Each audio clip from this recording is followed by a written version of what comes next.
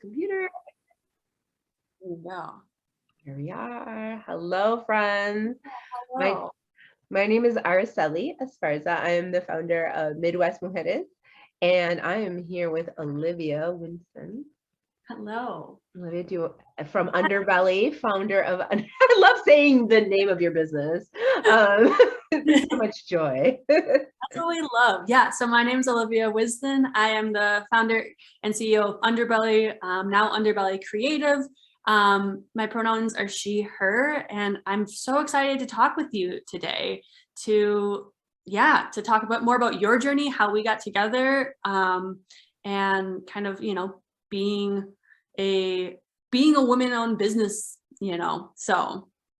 Yeah, we're gonna dive into some stuff. We thought it would be neat. Like, they redid my whole website. We did a rebrand. So I'd already had a website for a long time that I had built on my own for many years, like WordPress. And I think the reason too, I think it would be valuable for my followers and your followers too, just to know the process can take so long. And I was talking to Olivia about this. I'm like, let's us get together and like do a little chat video now that everyone's so much about video and less about reading, and find out like this journey of rebranding, setting up an official website, talking to somebody that's an expert versus like what's the difference from like hodgepodging it on your own to having experts, coming in and talking to you about the brand. One thing from my journey with Underbelly, like what attracted me right away was just the bright, vivid colors of your platform, the social justice. Honestly, if I was going to do my business with somebody, I wanted it to be a woman. I want, obviously you are also co-owned with women of color as well.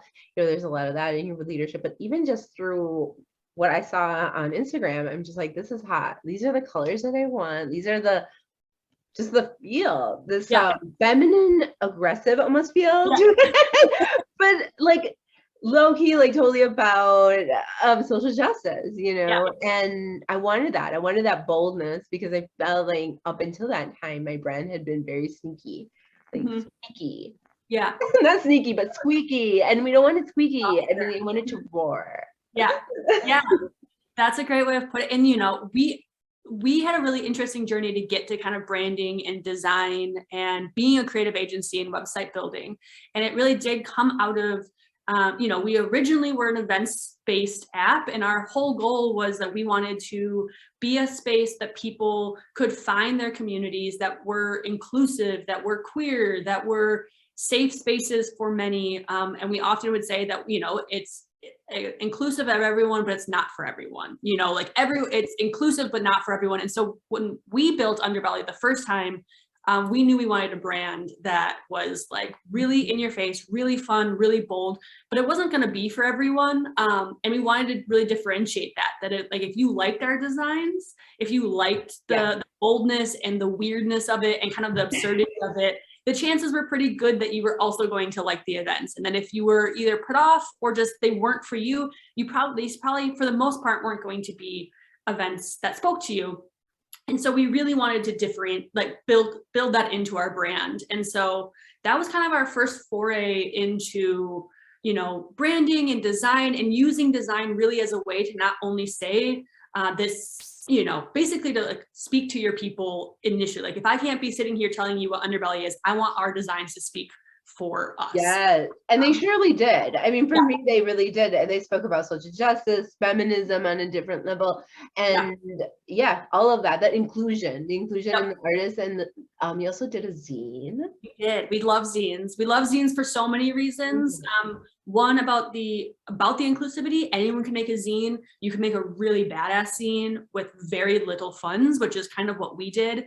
And basically we decided that once COVID hit, and events weren't really a thing, or at least in-person events weren't so much a thing. We are always very community minded. So like when COVID hit, we were like, okay, what does the community need? Like, they don't need events right now. They don't need a way to connect with each other physically. What are other ways that they can connect? So that's when we started promoting, virtual events, kind of different ways, resources. We turned our app into a resource guide. So where could you get COVID tests? Where could you get resources? Like, kind of immediately made that pivot of saying like, what's the community need? how can we use our platform to do that? And then the summer of 2020 happened, and the murder of George Floyd, and it felt even more so like an events app was even less relevant. Like we were just like, this is not like, they don't need us right now. Like this is not what we need. We don't need to be put, like, this feels like the wrong space. And so, but at the same time, feeling like there's so many things, and kind of that overwhelming feeling that I think a lot of people were feeling at that time of like, I want to be able to get involved, but I have no idea where to start. Yes. Also seeing all of these resources out there, and it being put on women of color and being put on people of color, and being like, as you know, a white person that's discovering this or really diving into a deep level for the first time. This is something small that we can do, and just take it and be like, here's an action item that you can do. Like, here's a letter campaign that you can write, and using those resources and trying to find other resources from other creators, making sure to give them the credit and saying like, here's one action that you can do each day. And so that kind of was what we did over the summer, because we're like, this is what our community needs right now. They don't need events. They need to feel like ways that they can get involved. And so we were doing that, and that felt wonderful, but also we knew that realistically that wasn't a long-term strategy. Like we were there to be a resource for people for the short term, or point them to resources, but long-term, like that wasn't really something that was, we weren't a nonprofit. Like that's not something that we are a for-profit business. But it felt, we're like, this feels right. It was one of those things of like, that feels right. Okay. Like a little light bulb, put that to the side. But at the same time, because we did zines, like that is in our wheelhouse, like zine making, like education, providing like that very much is in our wheelhouse. We'd always done fundraisers. All of our events before COVID were always fundraisers. And so then we decided, we partnered with Simone Lawrence, who's a local Madison-based artist. We paid her to make original custom illustrations, posters for these systemic racism zines that we decided, we're like, you know what, we're already in we want to educate ourselves more about these issues. Let's make some zines that maybe can be a jumping off point for more people. And so we made these systemic racism zines. 100, comes with 5, so it covers 5 different topics. Kind of gives broad strokes of like gives an overview of the history, so you can kind of get a base of where these issues kind of stem from, organizations that are on the ground, that are, working to combat these issues, how you can support them, kind of additional resources. So like videos, blogs, movies, documentaries that you can watch to kind of continue your education, as well as a few solutions that, others have put out there, like, hey, here are some things that are combating. So our goal really was like, how can you get a taste of the problem, feel like you can get involved, as well as see like there are solutions that people are already putting forward. And then how can we pay an artist to kind of make a visual representation of that? And then we sold them, and 100% of proceeds go to support Urban Triage to help them continue to their advocacy work. So we really tried to make it the thing that we're good at is design, and connecting with artists, and connecting with, how can we be like a connector? And it was really doing that project in addition to like another project that we did, that we're like, we like doing cool shit. Like we like doing these projects that like as a business don't really make sense. Like we make no money on them, but like these are the things that we love to do. And how can we make a business that allows us to continue doing these, continue to do educational zines, continue to do these kind of weird events, and we can do that, but we make money elsewhere that's in a more direct business. And so that's a long way to say that we basically we're like, we know design, we know branding. Like if we've figured out anything, it's like how to brand ourselves, and our whole, it's not just the look and feel, it's what your business does, it's how your business operates, it's who they partner with. And how can we help other small businesses and creators and organizations that are trying to make an impact in the world, and want to do it in a way that feels different. So I think that's the thing we've discovered is with all of our clients, they really span the industries wide. Like if you look at who our clients are, it's quite a range. I definitely thought with our weird branding and our colors and stuff that we were going to get a lot more of like, CBD brands or like fashion brand, like things that seem like on the edge, like, oh, they want to be in education, but that has not been our clients at all. It's been much more like yourself, who's like a DEI, like, because like working in these organizations, we work with a startup that is helping to educate people about the benefits cliff and how they can avoid benefits cliff. And so like we work with cities and nonprofits, and the through line has been people work in industries that need some sort of disruption, or that often feel either stale or unapproachable. Say that again. That needs some sort of disruption. Yeah. And that is exactly where the social service, nonprofit complex or industry, this is a fallback of what ended up happening with George Floyd. I put everybody on their toes of like, excuse me, we're giving you a lot of money to help prevent these type of problems. And why are they consistent and persistent? And so that means that the message, the image, all of it needs to change. Everything. All of it needed to change, and all of it still keeps on changing. And I think that's what is attracting, what people are attracted to, especially with the anti-racist and the decolonization. It sounds like the process, you just like really out loud, like put out a process of decolonization through your business, through the art that you were doing, the people that you were supporting and surrounding yourselves with.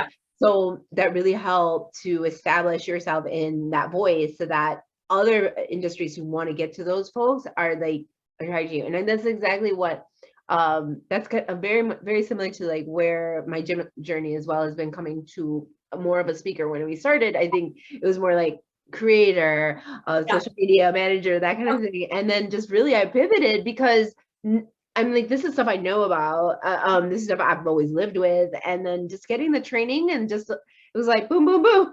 But I think what was so valuable to a lot of us who are movement makers and social entrepreneurs is having somebody like you, Olivia, who are like your company, because it's all your companies, not just Olivia, but she has a cadre of folks working with her, either bilaterally and collaterally, and having that cadre of folks that are going to see your brand and like just know like the essence of it, especially if you're coming from this intersectional space like I am, like Latina mother, middle in her career, emergent, etc.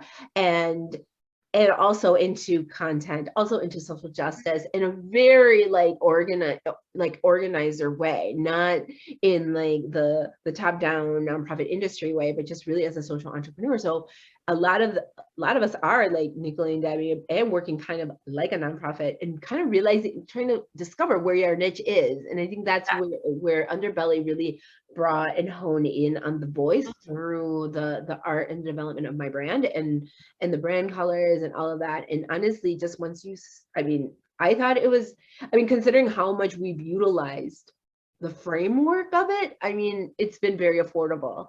Considering how if people know, like the people that I've hired for social media, they take your brand and they ended up playing with it like mad crazy. They will take it and just because now you have this beautiful container. And Olivia, you should see the kind of that. I just recently hired another Midwest Mohead intern for the semester, and she is just taking your brand like, just like the brand that, not your brand, you know what I mean? The work that you've done, and it's just so, and you think it's just like, no, these are just 4 squares of colors, Olivia, now.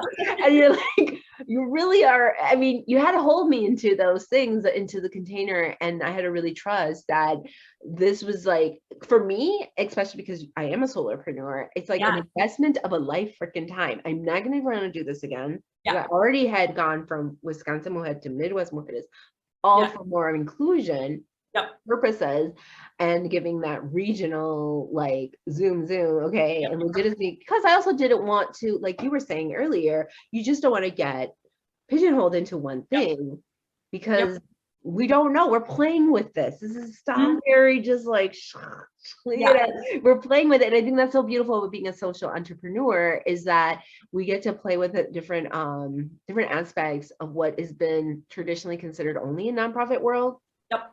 But no, this is us. This is us for our own people. And this is what, a micro or a smaller business can do. And how we emerge to that next level, I think it really takes visionary brand experts that can really organize your voice Yep. into a visual representation, because honestly, that is what the young, my younger population, the younger population is going. And one thing I really enjoyed is that you heard that about me, even though I'm a middle-aged Latina woman coming from, Gen X, but I'm really wanting, my brand really does want to speak to millennials and younger than. And that is who we've been attracting, is a lot of older Zers and like customer millennials. And that's exactly what I wanted to do. And it helps legitimize the brand regardless. It didn't matter that my older women are going to be attracted because of me and my voice and the tech skills, but how I get the younger ones is to get the experience and get the mentorship that they need. And that's, you understood that balance better than I did.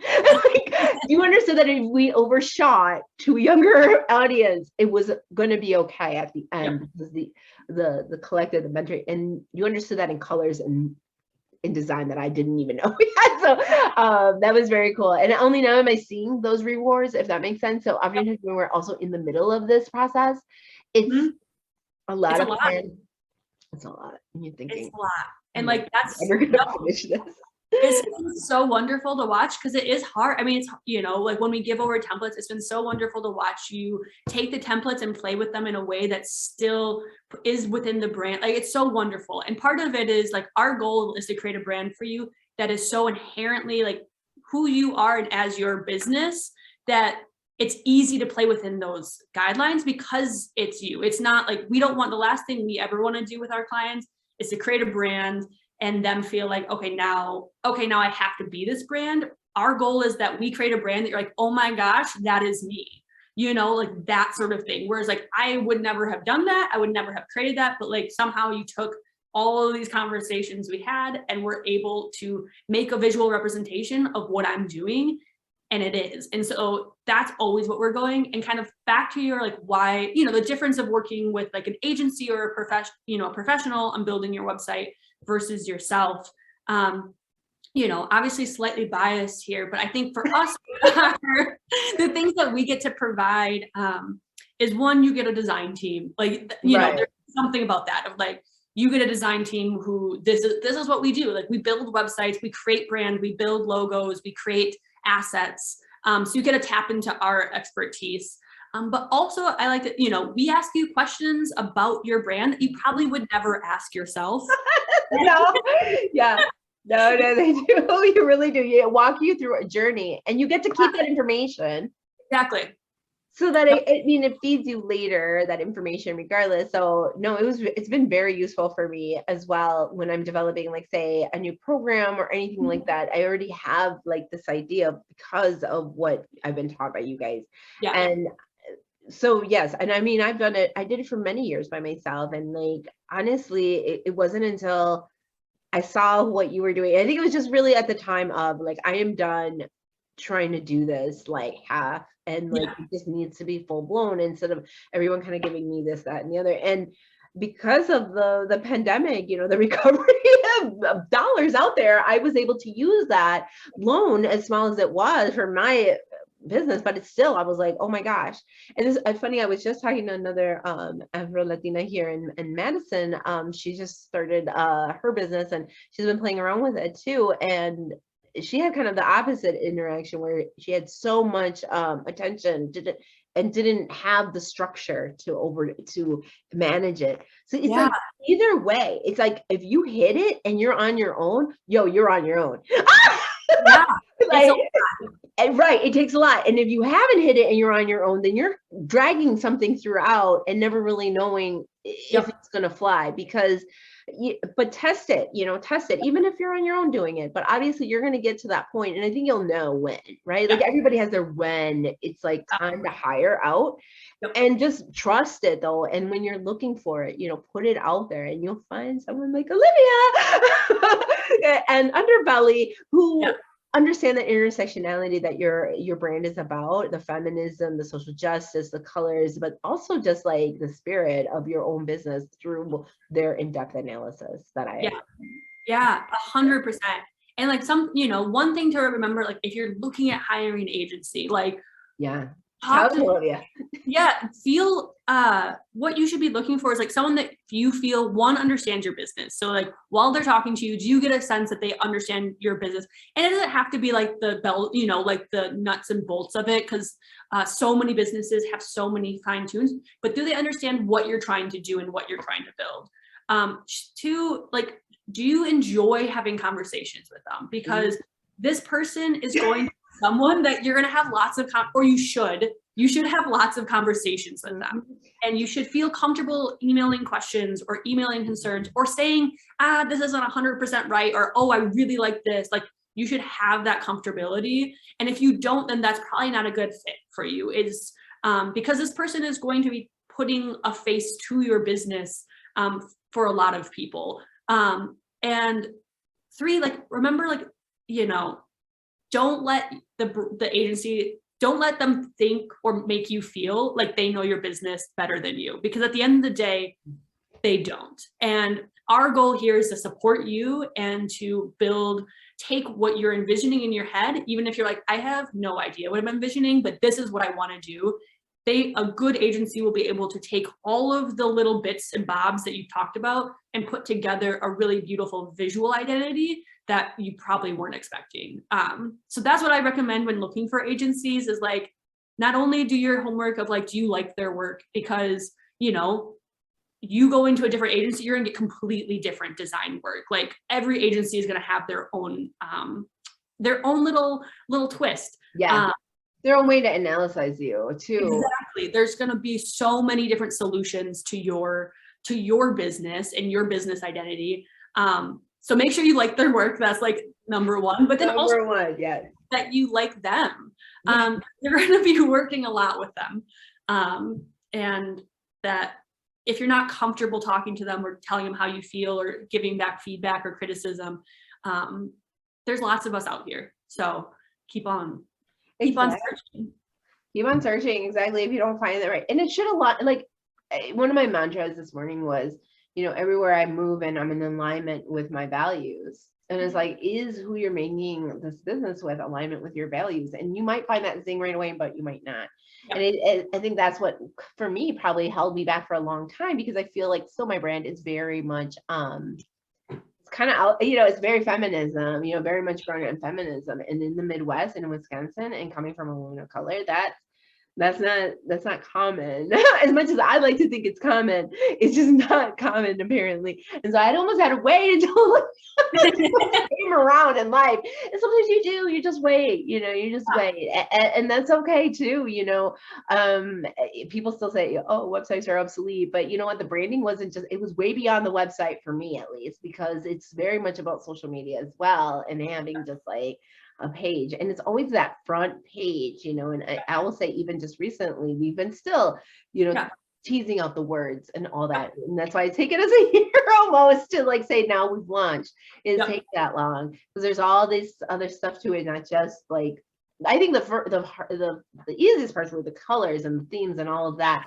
But it was all the rest. For my part as a writer, even I struggled with just like, what is it that I do? What is it that I can offer? This is how you get a contact with me. Oh my gosh, just the other day, like, saying to me, they're like, I tried calling you, your number is gone. And I changed my number like 4 or 5 months ago. So hello, you got to update that. That is something your website guys are not gonna, your website people are not gonna update for you. You need to learn to do that on your own. And I was like, okay, you know, get you your Google number. What are some of the challenges? You know, we're both women-owned businesses, 100%. We both hire I typically only hire BIPOC folks, you know, men and women. Those are, you know, creators. I can say that like literally 100%. That's all we do is collaborate with, and those are the people who hire me. What are some of our wins and challenges now? You know, 2022, we're in the Midwest still. We're still in Wisconsin. You think Wisconsin's for us? As women business owners? Oh, let me pause right there. I mean, so I have to say, I've been incredibly fortunate with like the clients that we work with. But it was, I mean, as someone who's been doing this now for about 5 years. So before we were an agency, we were like a traditional tech app. And I think some of the challenges that I had then there's a little bit differences between then and now. With that, the biggest challenge was, you know, I think most CEOs that I met through either other entrepreneurs or through mentors, I was almost exclusively men. So I feel like I was probably most, because you were more in the tech field. You were more in the tech field. Yeah. So they were almost all men, and still most of the tech CEOs that I meet are still men. And so there was that, and most of them were really kind and welcoming to me. I think the challenge became because I wanted a niche business, because the businesses that I was building was niche. Like we were building events that were, you know, that are your underground events. I mean, there's a reason we're called Underbelly. We wanted to be this like hidden kind of helping you find your hidden community. But you know, at that time, like everyone was like, oh, you need to raise money, or you need to, you know, all of these different things of like what success looked like as a tech founder. And it always needed an exit. So like it was always answering the question, like, how are you going to sell? And or like, how is this going to, you know, how is this going to reach $1 billion? And I'm like, I don't think I want it to reach $1 billion. Like, we are a business. But you're not legitimate if you don't reach $1 billion. Exactly. Yeah. It was like these. So it's like dealing with that sort of stuff, or like dealing with mentors who were so far outside of our target audience. Like, especially for anyone who knows like our own designs, like the Underbelly designs when we design for ourselves, they're very in your face. They're very they're very subversive. And so we were meeting these older men who were retired like often white men, who were so far outside of our you know demographic of who we were reaching. Who you want to meet? You know, oftentimes it was just half of the conversation was trying to explain why our business existed.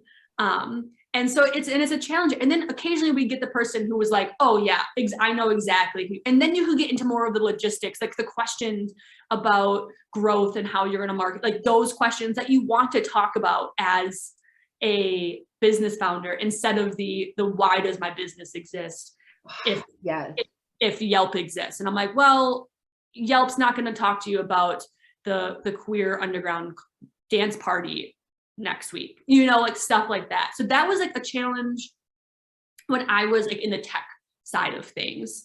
But now I think because we had developed such a strong brand identity in that space of like the kind, you know, we did pop-up events that were like tattoo dance parties that were fundraisers for Planned Parenthood. We've done, you know, we did before the Sylvie did their grown-up book fair or whatever, we did a book fair, in a scholastic book fair for adults at a bar where we worked with the public library and Ruin One Zones and, you know, Books for Prisoners, and had it as a fundraiser, like, you know, so we were doing these sort of really non-traditional events, really kind of more niche events, building our network with such people such as yourself, with other community organizers, artists, that by the time we pivoted, the first couple clients we got came to us because they liked who we were as a business. Yeah.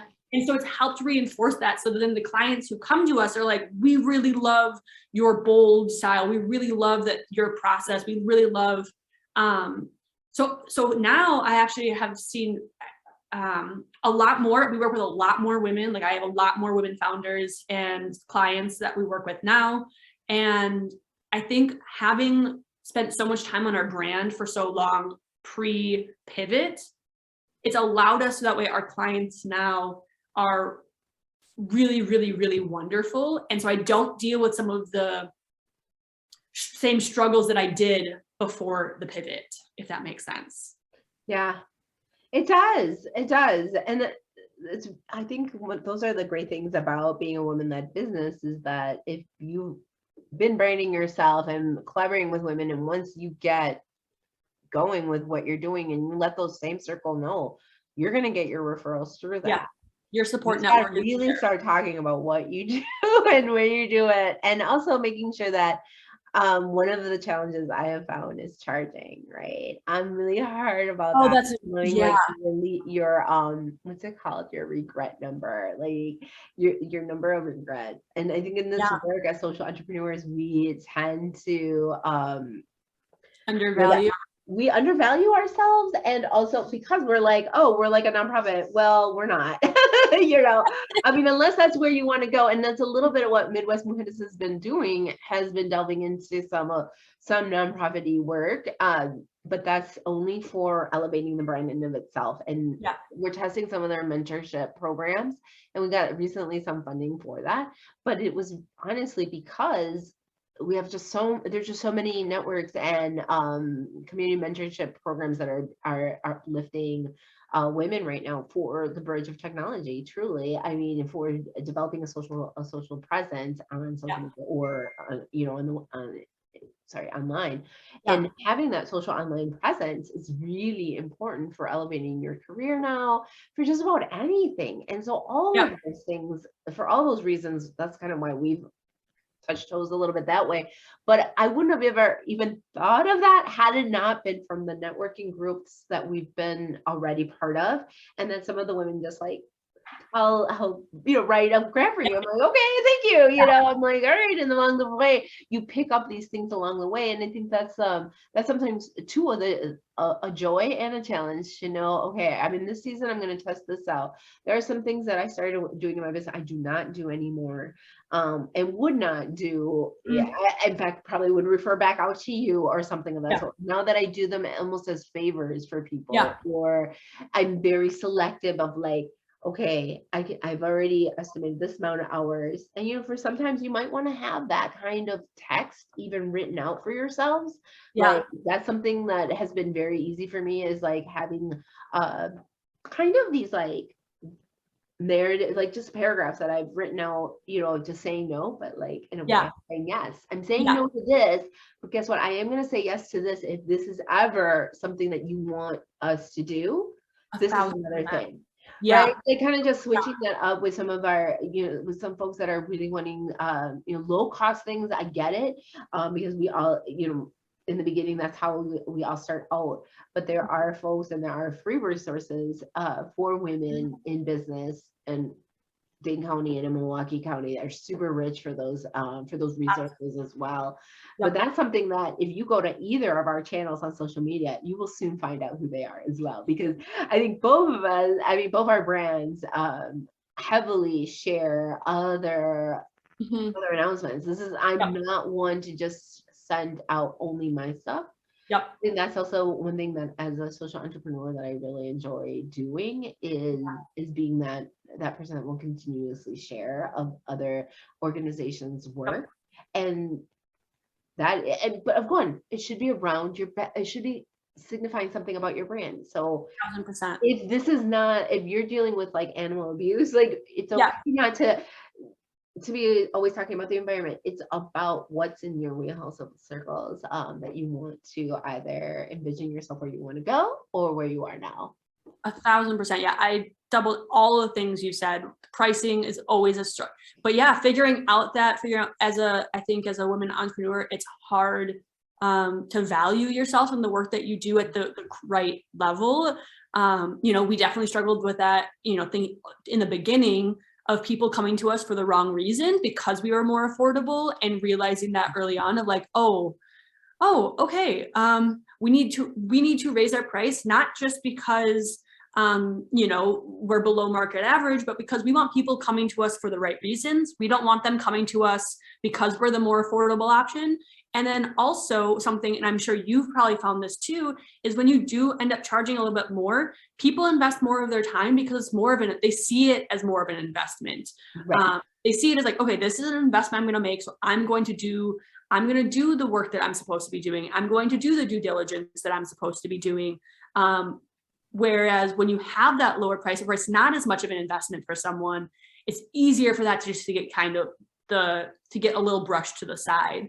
And I think as a woman, sometimes that's weird to say, like, I'm going to charge more because I need people to recognize this as an investment when I want to be accessible. Like I want to have my prices accessible. You can have that accessibility, I think, and that's where you donate. You know, that's when you donate your time to like your nonprofits or what have you. I mean, yeah, that's when you donate some of your time. I know I'm working right now with a very small agency called Free. They're working with women who are formerly incarcerated here in Dade County. They have several, they're nationwide, but they're just starting off a network here in our state as well. So those are some hours that I give out for free for facilitation, and you can block out your time. But at the same time, you're gaining something from it too. I mean, I know I'm gaining something from working with these women, just even my own process as a facilitator, a workshop host, and so forth, just to see how other people are doing it. So kind of also look for those opportunities too, where you're also kind of gaining a skill or an alliance that you've wanted to. And that's, I think, the plus and minus of being a woman entrepreneur in the red state. We are forming our underground underbelly ways, right? What other like sage words could we leave people with? Like one last little thing here as we wrap up. Oh, back to, obviously we're in the branding and web design and all of that space. Like that is really where we where we play and where we like to push the boundaries and what we like to really where our biggest assets are. And so with that, of like when you're seeing your kind of going back on making feel like you can play like in your website when you're building a website and building a brand, like you don't have to just do what others are doing. And it's so easy to start seeing what the trends are and seeing what all of that. And think about it, everybody's so trendy now even with branding, everything's like so trendy. Yeah. And so like taking the time to really try to like, and again, this is where I think working with, and it can be a freelancer, but working with someone who has that experience, because you can't do it all. Like at the end of the day, you cannot do it all and you shouldn't be doing it all. And so seeing where your skills are, and for most people, building a website is not a skill they have, and nor should it be. Like that is not a skill most of you all need. But like being comfortable and playing with that and like really, feeling like your website should speak to your, that it's okay if it doesn't appeal to everyone. Like it shouldn't appeal to everyone, because most of us are not appealing to everyone. Like that is not the goal of most of our businesses. And so feel comfortable playing in those spaces and things, and having a point of view and having a perspective, and using your website, viewing it as your online, brick and mortar. So imagine it as like that is the face of your business that people are going to land on, and let it feel like you. Let it feel like you. Absolutely. And if you have to do a vision board out of it, do it. I mean, I think I came to with Olivia just a bunch of website lists of like, okay, this is what I want to look like, Olivia, eventually. But it's not, I don't want it to look exactly like that. You have to know that only you are unique and cannot look like everybody else's. You've got to stand out and stand apart. But the way you do it is going to be completely up to you, and like what is coming to your values. What do you like the most? I mean, I think that even the colors you see here in my background are totally the colors that, which is like this yellow, the pink, the white, and black are all right here represented. It's like, I did not do that on purpose. Not do that on purpose, but there's that psychology that comes with these colors that, we don't need to know about all that. Let's like just focus on what our angles are. And I think that too, I mean, is really important that you say that, because I think too, as women, we want to be really hands-on, really super detailed about it. And it's like, you gotta let them do their magic. You're gonna do your magic. Just keep on telling them what you do, though, because when we don't tell them what we do, when we want, and I remember I had this experience with one of the pages of my website, which is like more like the portal of Midwest Mujeres, and we left it like that. Like I wanted it, like you guys understood what I needed, that I wanted it to be like a different portal in the site, and so talk about those things, talk about that experience, that visceral experience that you want people to have when they're coming into your site Yep. or interacting with you. And what do you want them to leave with? What things do you want them to remember about you and your site? I love the bright colors. That's me. I mean, but that's not for everybody, that's not for everybody. And that's what I know attracted me to your brand. And so again, keep on going, obviously sometimes people, for a while you want to do it on your own, but always have it in the back of your head. You can level up to this one day. What you want to do. And it does not make it any less. I think sometimes people think women, especially solo entrepreneurs, think they need to be able to do it all. Do not. And like you mentioned, at some point you'll know. And like maybe it's not right away, right? It's not, but there'll be a point that you hit that you're like, I need something. I need something more robust. I need something that is better representation. Or we're reaching the wrong people. Why are we reaching the wrong people? Oh. Absolutely. That is, oh my gosh, totally. Well, that ends our conversation, y'all. You will see the links in the below, and we'll talk to y'all later. Bye-bye. Well, thank you. Bye. Yeah, bye.